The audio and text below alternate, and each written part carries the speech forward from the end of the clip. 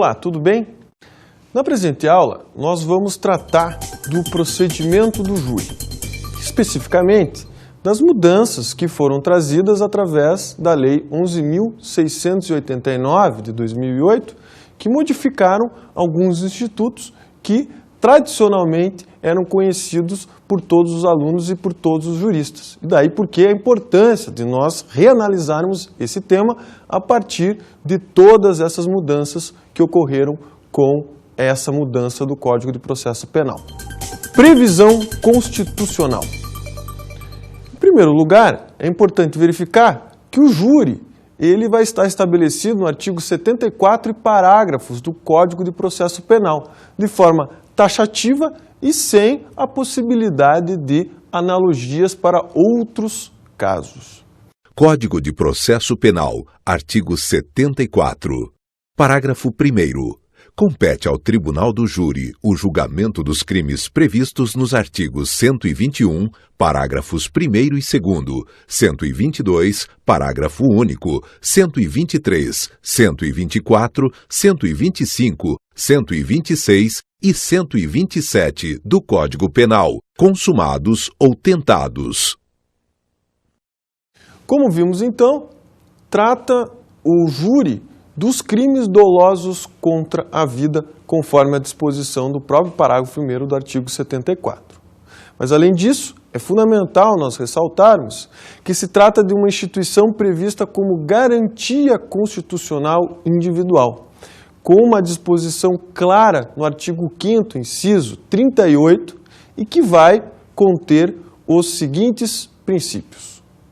Em primeiro lugar, o princípio da plenitude de defesa, ou seja, há uma ampla defesa garantida no rito do Tribunal do Júri em todas as suas etapas. Em segundo lugar, o princípio do sigilo das votações. Trata-se do princípio segundo o qual os jurados vão decidir de acordo com a sua consciência, sem a necessidade de fundamentar as razões que o levaram a decidir daquela forma, uma exceção em relação a todos os outros crimes que são julgados por um juiz togado. E, em terceiro lugar, o princípio da soberania dos vereditos, ou seja, a decisão feita pela própria população, através dos jurados, é soberana, tanto que o Tribunal de Justiça pode, no máximo, anular um júri para que outro seja realizado, e não analisar os fatos, analisar o crime em si, para proferir uma decisão que substitua essa decisão proferida pelo próprio Tribunal do Júri.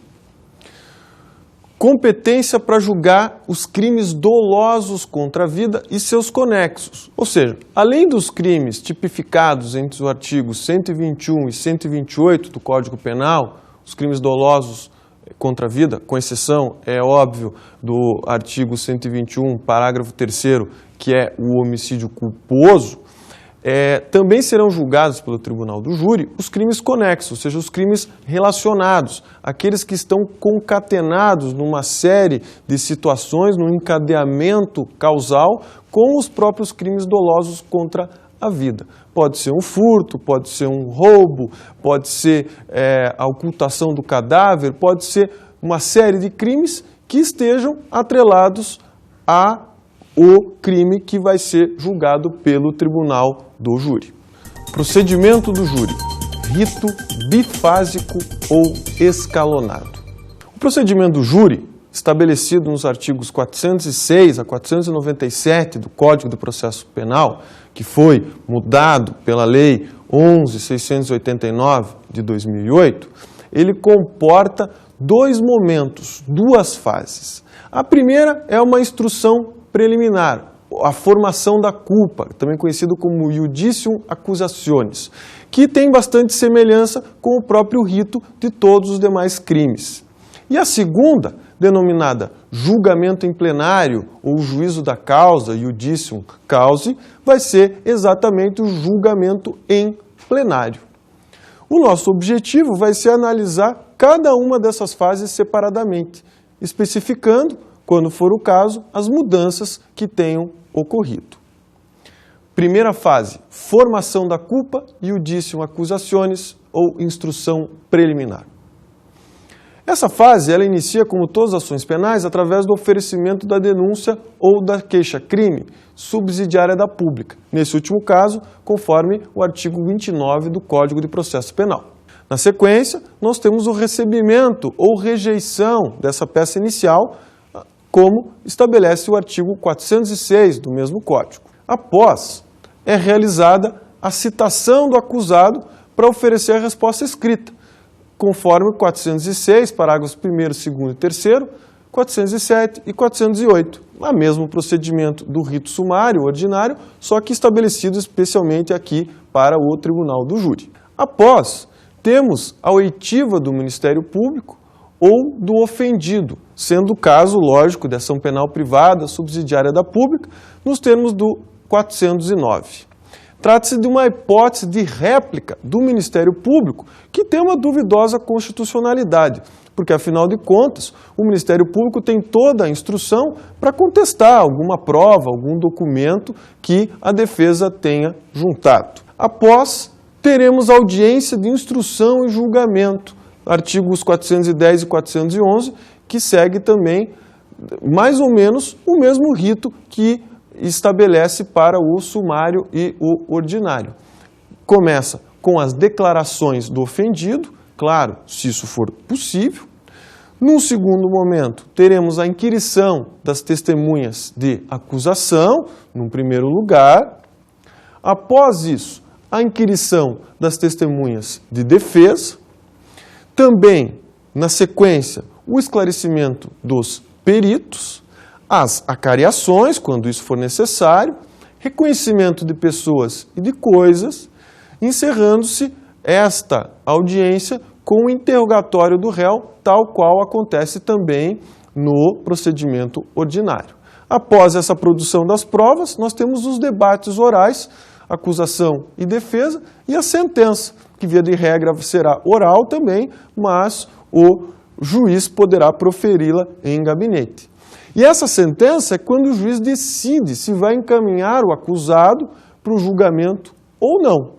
E, por tratar, ou por ser uma série de situações específicas, ou seja, uma série de tipos de sentença, nós vamos analisar cada uma delas.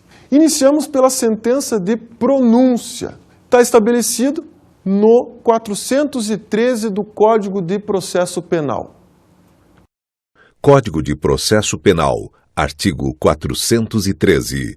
O juiz, fundamentadamente, pronunciará o acusado se convencido da materialidade do fato e da existência de indícios suficientes de autoria ou de participação.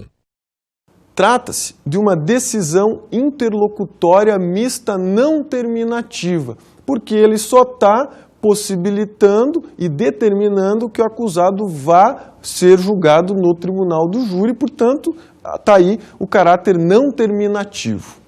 Contra essa sentença, cabe o recurso em sentido estrito, nos termos do artigo 581 do Código de Processo Penal. Essa sentença, ela produz coisa julgada formal, não material. Por quê? Porque no julgamento pelo tribunal do júri, os jurados podem entender que ocorra uma desclassificação. No próprio plenário pode acontecer isso. Então, não se trata de coisa julgada material. Essa sentença, como qualquer outro tipo de sentença, ela tem que ser fundamentada. Só que essa fundamentação ela tem uma limitação. Código de Processo Penal, artigo 413, parágrafo 1º. A fundamentação da pronúncia limitar-se-á à indicação da materialidade do fato e da existência de indícios suficientes de autoria ou de participação, devendo o juiz declarar o dispositivo legal em que julgar em curso o acusado e especificar as circunstâncias qualificadoras e as causas de aumento de pena. Em outras palavras, o juiz ele não pode afirmar peremptoriamente a autoria ou a materialidade do fato, sob pena de induzir o julgamento em plenário, de induzir o convencimento dos próprios jurados. Nesse sentido, tem-se a proibição das partes, na hora do julgamento em plenário, de fazerem referência à pronúncia, nos termos do artigo 478 do Código de Processo Penal. Código de Processo Penal, artigo 478. Durante os debates, as partes não poderão, sob pena de nulidade, fazer referências. Inciso 1. A decisão de pronúncia, as decisões posteriores que julgaram admissível a acusação ou a determinação do uso de algemas como argumento de autoridade que beneficiem ou prejudiquem o acusado. O paradoxo disso é que uma cópia da pronúncia é entregue aos jurados, nos termos do artigo 472 do Código de Processo Penal. Código de Processo Penal, artigo 472, parágrafo único. O jurado, em seguida, receberá cópias da pronúncia ou, se for o caso, das decisões posteriores que julgaram admissível a acusação e do relatório do processo. É importante mencionar que, nesse momento, ainda vigora o princípio do indúbio pro societate. Ou seja, aquele princípio que vai estabelecer que, nesse momento da decisão de pronúncia, em caso de dúvida, o juiz deve determinar o envio do acusado para o julgamento pelo júri. O fato é que esse princípio não tem qualquer base constitucional ou base legal, como, inclusive, sustenta Paulo Rangel.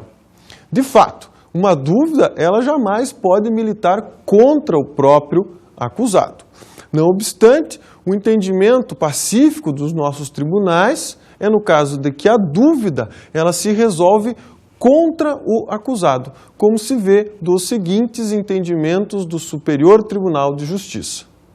Superior Tribunal de Justiça, recurso especial número 819.956. Recurso especial provido para cassar o aresto proferido pelo Tribunal de Justiça do Estado de São Paulo e restabelecer integralmente a sentença de pronúncia, inclusive no tocante às qualificadoras previstas no artigo 121, parágrafo 2º, incisos 1 e 4 do Estatuto Repressivo.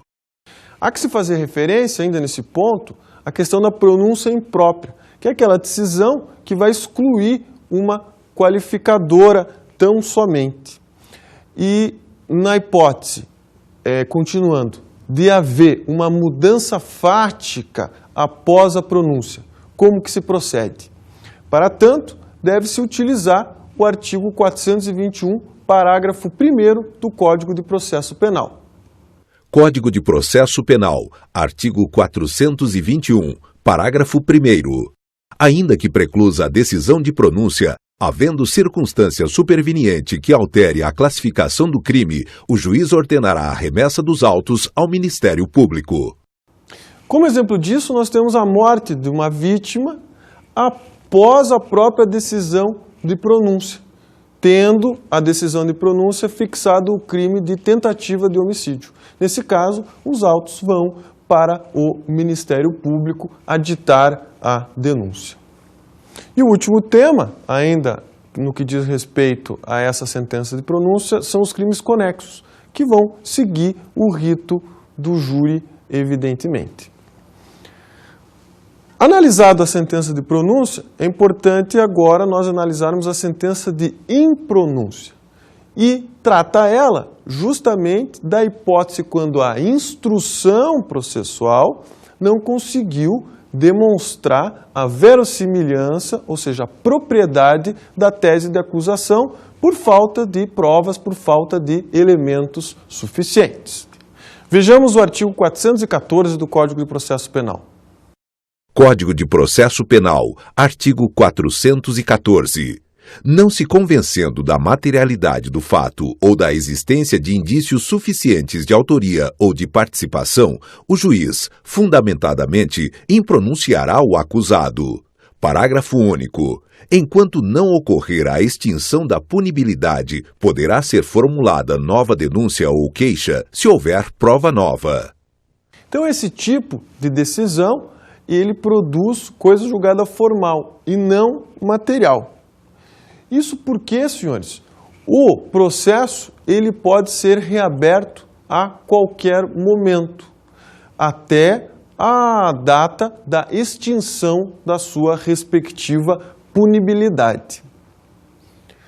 É o que se verifica, inclusive, com a crítica que o professor Aury Lopes Júnior estabelece para esse ponto, sustentando que isso traria uma absoluta insegurança jurídica para o jurisdicionado.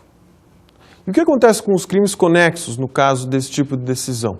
Eles vão ser redistribuídos, visto que o juiz-presidente do júri não vai ter competência para os julgar.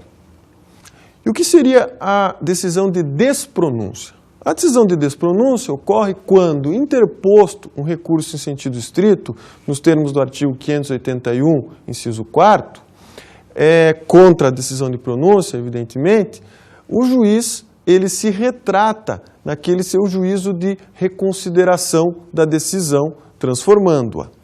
Também ocorre na hipótese do próprio Tribunal de Justiça dar provimento ao recurso interposto, caso o juiz isso não tenha feito. Sentença de absolvição sumária. Ela está estabelecida no artigo 415 do Código de Processo Penal. Código de Processo Penal, artigo 415. O juiz, fundamentadamente, absolverá desde logo o acusado quando: inciso 1, provada a inexistência do fato. Inciso 2, provado não ser ele autor ou partícipe do fato. Inciso 3, o fato não constituir infração penal. Inciso 4, demonstrada causa de isenção de pena ou de exclusão do crime. Nós temos, com o advento da Lei 11.689 de 2008, uma ampliação dos casos de absolvição sumária, como se viu do próprio artigo. Anteriormente, nós tínhamos simplesmente as hipóteses de antijuridicidade e de culpabilidade, como situação de absolvição sumária. Agora, de acordo com os incisos 1º e 2º, nós temos a possibilidade de que, provada a inexistência do fato ou de que o réu não é autor ou partícipe, também ocorra esse tipo de decisão. No inciso 3º, a exigência de que fique demonstrado de que o fato não se constitua em infração penal, ou seja, não haja tipicidade. Haja visto que a antijuridicidade do artigo 23 do Código Penal e a culpabilidade, elas já estão previstas no inciso 4º. No que se refere à inimputabilidade do acusado, é necessário que nós façamos uma distinção entre a absolvição imprópria e a absolvição própria, como passamos a analisar. Absolvição sumária imprópria é quando o réu comprova que é inimputável, nos termos do artigo 149 do Código de Processo Penal. Código de Processo Penal, artigo 149. Quando houver dúvida sobre a integridade mental do acusado, o juiz ordenará, de ofício ou a requerimento do Ministério Público, do defensor, do curador, do ascendente, descendente, irmão ou cônjuge do acusado, seja este submetido a exame médico legal. Parágrafo 1º. O exame poderá ser ordenado ainda na fase do inquérito, mediante representação da autoridade policial ao juiz competente. Mas se a defesa alegar que o réu não é autor ou partícipe daquele fato que está sob julgamento, ou ainda que o fato não existiu, o juiz deverá analisar o caso seguindo as regras normais do julgamento, ou seja, submeter o acusado ao tribunal do júri. Sendo ele condenado, proferirá a sentença absolutória imprópria, absolvendo e aplicando uma medida de segurança, visto que não caber a ele a pena. Ou seja, a imposição de medida de segurança, ela sempre exige culpa formada. Inclusive, esse é o entendimento do Superior Tribunal de Justiça, como nós vemos no habeas corpus 876/14 de São Paulo, relatado pelo ministro Marco Aurélio. Supremo Tribunal Federal, habeas corpus número 87.614. Sendo o tribunal do júri a competência para julgar crime doloso contra a vida, descabe a órgão revisor, apreciando o recurso em sentido estrito, absolver o agente e impor medida de segurança. Quanto à distinção dessa decisão de absolvição sumária para com a decisão de impronúncia, é que não há prova suficiente da autoria ou materialidade. Lá, na absolvição sumária, a prova cabal de que o fato não existiu ou de que o réu dele não participou. Na absolvição sumária, ocorre a efetiva análise do mérito. Inclusive, ela pode ser impugnada pela via do recurso de apelação. Anteriormente à reforma, deveria o juiz recorrer da própria decisão, era o recurso ex officio. Mas isso acabou sendo revogado por essas modificações, não mais existindo essa possibilidade no caso desse tipo de sentença. E os crimes conexos? Se o crime não for da competência do tribunal do júri, ele vai ser redistribuído, não podendo ser julgado nesse momento. Sentença de desclassificação. Assim dispõe o artigo 419 do Código de Processo Penal. Código de Processo Penal, artigo 419. Quando o juiz se convencer, em discordância com a acusação, da existência de crime diverso dos referidos no parágrafo 1º do artigo 74 deste Código e não for competente para o julgamento, remeterá os autos ao juiz que o seja. Parágrafo único. Remetidos os autos do processo a outro juiz, à disposição deste ficará o acusado preso. A desclassificação, como comumente é conhecido, não se trata simplesmente de sair de um crime mais grave para outro menos grave, mas é estabelecer uma definição jurídica diferente da que até então vigorava. No júri, isso pode ocorrer tanto na primeira fase quanto em plenário. Vejamos a desclassificação na primeira fase. Desclassificação imprópria. O júri vai continuar competente nos termos do artigo 418 e 383 do Código de Processo Penal para julgar aquela determinada causa. Código de Processo Penal, artigo 418. O juiz poderá dar ao fato definição jurídica diversa da constante da acusação, embora o acusado fique sujeito à pena mais grave. Código de Processo Penal, artigo 383. O juiz, sem modificar a descrição do fato contida na denúncia ou queixa, poderá atribuir-lhe definição jurídica diversa, ainda que, em consequência, tenha de aplicar pena mais grave. Nós podemos imaginar um exemplo que seria o réu que é denunciado por infanticídio e, no momento da pronúncia, ele acaba sendo pronunciado por homicídio, ou vice-versa. Desclassificação própria é quando ocorre o deslocamento da competência. O juiz, ele verifica no momento da pronúncia que não tem competência para julgar aquele fato, remetendo os autos para o juiz que tenha tal atribuição. No aditamento da denúncia, pode ocorrer desde que surjam novas provas, tudo nos termos do artigo 411, parágrafo 3º, e o artigo 384, ambos do Código de Processo Penal. Código de Processo Penal, artigo 411, parágrafo 3º. Encerrada a instrução probatória, observar-se-á, se for o caso, o disposto no artigo 384 deste Código. Código de Processo Penal, artigo 384. Encerrada a instrução probatória, se entender cabível nova definição jurídica do fato, em consequência de prova existente nos autos, de elemento ou circunstância da infração penal, não contida na acusação, o Ministério Público deverá aditar a denúncia ou queixa no prazo de 5 dias, se em virtude desta houver sido instaurado o processo em crime de ação pública, reduzindo-se a termo o aditamento, quando feito oralmente. Desaforamento. O desaforamento é o procedimento através do qual o caso é enviado para um outro juízo para que nesse outro juízo seja ele julgado. quando existir alguma razão relevante para que tal procedimento seja realizado. Isso tudo está definido no artigo 427 do Código de Processo Penal. Código de Processo Penal, artigo 427. Se o interesse da ordem pública o reclamar ou houver dúvida sobre a imparcialidade do júri ou a segurança pessoal do acusado, o tribunal, a requerimento do Ministério Público, do assistente, do querelante ou do acusado, ou mediante representação do juiz competente, poderá determinar o desaforamento do julgamento para outra comarca da mesma região onde não existam aqueles motivos, preferindo-se as mais próximas. Analisemos então essas razões para o desaforamento.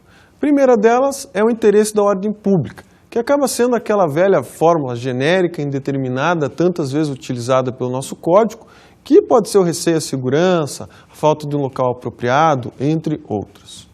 Segunda hipótese é a dúvida sobre a imparcialidade do júri, quando houver uma excessiva exposição na mídia, quando houver relevantes elementos que indicam que o júri não será imparcial. Uma terceira hipótese é a segurança do réu estiver comprometida com algum tipo de ameaça, como inclusive um risco de linchamento ou de que atentem contra a vida do acusado. E a última hipótese é o comprovado excesso de serviço, nos termos do artigo 428 do Código de Processo Penal. Código de Processo Penal, artigo 428. O desaforamento também poderá ser determinado em razão do comprovado excesso de serviço, ouvidos o juiz presidente e a parte contrária, se o julgamento não puder ser realizado no prazo de 6 meses, contado do trânsito em julgado da decisão de pronúncia. Assim, a gente viu que ficou reduzido o prazo de desaforamento por demora judicial, que antes da reforma era de 1 ano e que agora passa a ser de 6 meses, revogando-se o antigo artigo 424. Estabeleceu-se ainda essa imediata realização do julgamento, além do desaforamento, como um outro mecanismo para apressar, para dar celeridade ao processo. Quanto ao processamento do pedido, há uma necessária alusão à ampla defesa, ou seja, a defesa ela tem que ser obrigatoriamente intimada para se manifestar. Pode ser arguída por qualquer das partes e a prova ela tem que ser pré-constituída, ou seja, os documentos têm que instruir previamente o pedido, não haverá abertura para testemunhas, provas, laudos, etc. E quanto à ouvida da defesa, se não ocorrer, nulidade nos termos da súmula 712 do Supremo Tribunal Federal. Supremo Tribunal Federal, súmula 712. É nula a decisão que determina o desaforamento de processo da competência do júri sem audiência da defesa. Segunda fase, juízo da causa ou iudício causi, a preparação do processo penal para o julgamento em plenário. Então, essa segunda fase, ela vai ter início com a preclusão da pronúncia, ou seja, com o trânsito em julgado dessa decisão que envia o acusado para o júri, nos termos do artigo 421 do Código de Processo Penal. A partir de então, inicia-se essa segunda fase com os procedimentos para a preparação do processo para o julgamento em plenário, nos termos do artigo 422. Código de Processo Penal, artigo 422. Ao receber os autos, o presidente do Tribunal do Júri determinará a intimação do órgão do Ministério Público ou do querelante, no caso de queixa, e do defensor, para, no prazo de 5 dias, apresentarem rol de testemunhas que irão depor em plenário, até o máximo de 5, oportunidade em que poderão juntar documentos e requerer diligência. Essas são as testemunhas que vão depor em plenário, não sendo admitida o expediente da carta precatória para ser lida durante o júri.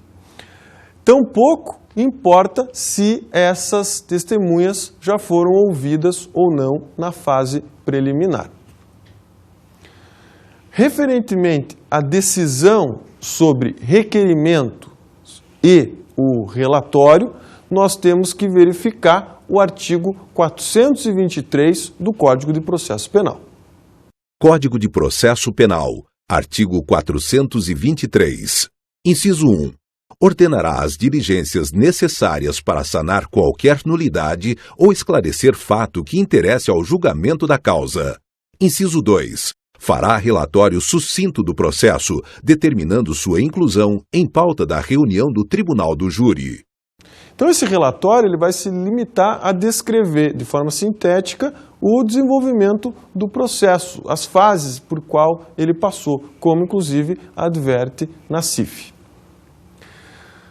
Em relação ao alistamento dos jurados, é importantíssimo que o aluno analise os artigos 425 e 426 do Código de Processo Penal, ao qual nós o remetemos. Julgamento em plenário, juízo da causa ou judício causa, a sessão do Tribunal do Júri.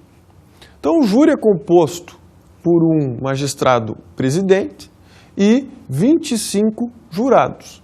E, no momento, 7 vão ser sorteados para compor o conselho de sentença que vai atuar naquele caso concreto. Desde que, é claro, estejam presentes no mínimo 15 desses jurados, quando então o juiz declarará aberta a sessão, sendo apregoada as partes, nos termos do artigo 463, pelo oficial de justiça. Haverá, nesse momento também, uma advertência aos jurados sobre os impedimentos, sobre as suas incompatibilidades e sua suspeição, e ainda para o fato de que eles não podem mais se comunicar, conversar sobre os fatos que estão sob julgamento, nos termos também do artigo 466. Assim, na sequência, há o sorteio do conselho, como já dito, composto por 7 jurados, sendo que durante esse sorteio as partes vão poder recusar de forma injustificada 3 daqueles jurados e poderão recusar tantos quantos for necessário por justo motivo estabelecido tudo no artigo 467 a 471 do nosso Código de Processo Penal. Formado o conselho de sentença, o juiz toma o compromisso dos jurados, que em seguida vão receber uma cópia da sentença de pronúncia e as decisões posteriores, como estabelece o artigo 472. Quanto à instrução em plenário e o julgamento propriamente dito, nós temos que analisar o artigo 473 e seguintes, que vão dispor a seguinte sequência para os atos que então ocorrerão. Em primeiro lugar, nós teremos as declarações do ofendido, claro, se isso for possível. Na sequência, as inquirições das testemunhas de acusação. Após, as testemunhas de defesa serão ouvidas. As partes e jurados, elas vão poder requerer, na sequência, cariações, reconhecimento de pessoas e coisas, o esclarecimento por parte dos peritos, tal qual no rito ordinário, e a leitura de peças. Finalizando a produção das provas, nós temos o interrogatório do réu. Após essa colheita das provas, temos os debates orais, artigo 476 a 478. E aqui nós temos uma mudança, porque a partir de agora, a acusação ela só tem 1h30, a defesa também 1h30, e o tempo da réplica e da tréplica é que aumenta de meia para o atual 1 hora. O juiz, após esses debates, indagará se os jurados estão aptos para o julgamento, é o artigo 480, parágrafo 1º, que estabelece isso. Estando eles prontos, passa-se a votação dos quesitos. Essa votação e a ordem da elaboração e leitura e explicação dos quesitos está estabelecida no artigo 483 e 484. Nós tivemos uma radical mudança no sentido de atingir uma maior simplicidade, uma maior objetividade, tendo em vista que muitos julgamentos, antigamente, eram anulados justamente em razão da complexidade dos quesitos. tudo nos termos do artigo 482. Código de Processo Penal, artigo 482. O Conselho de Sentença será questionado sobre matéria de fato e se o acusado deve ser absolvido. Parágrafo único. Os quesitos serão redigidos em proposições afirmativas, simples e distintas, de modo que cada um deles possa ser respondido com suficiente clareza e necessária precisão. Na sua elaboração, o presidente levará em conta os termos da pronúncia ou das decisões posteriores que julgaram admissível a acusação, do interrogatório e das alegações das partes. A ordem dos quesitos, ela vem elencada no artigo 483 do Código de Processo Penal, que assim prevê.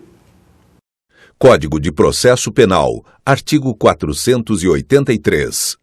Os quesitos serão formulados na seguinte ordem, indagando sobre: inciso 1, a materialidade do fato. Inciso 2, a autoria ou participação. Inciso 3, se o acusado deve ser absolvido. Inciso 4, se existe causa de diminuição de pena alegada pela defesa.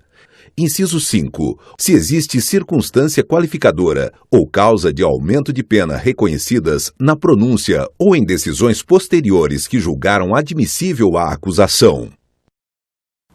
Estabelecidas as perguntas, vejamos, então, o procedimento quanto às respostas.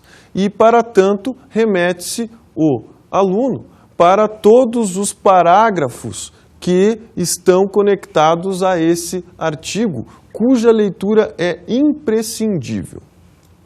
Os quesitos, a partir de agora, artigo 489, eles vão ser respondidos sempre por maioria, ou seja, atingiu 4 votos, para-se a votação para não haver identificação da decisão dos jurados.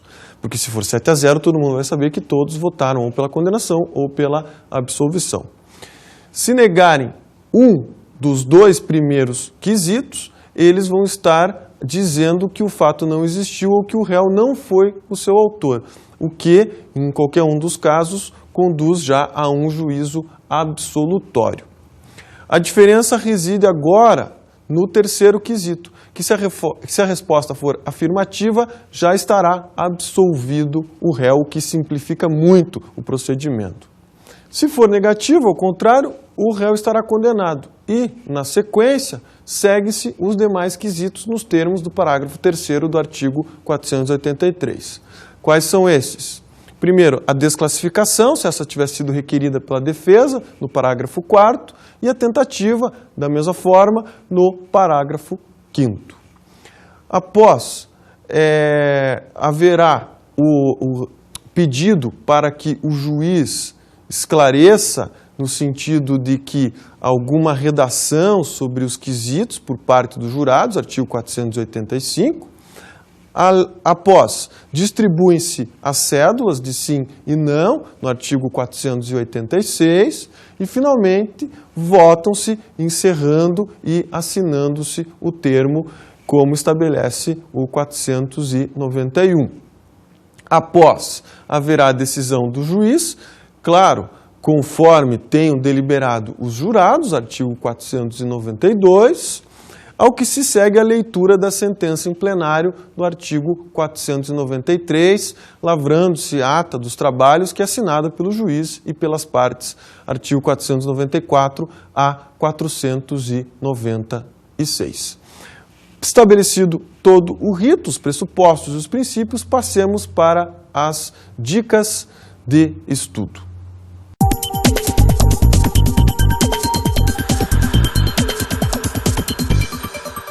Pela complexidade do tema, ele evidentemente exige um aprofundamento. E, para tanto, nós indicamos a obra Nova Reforma do Código de Processo Penal, do Andrei Borges de Mendonça, pela Editora Método.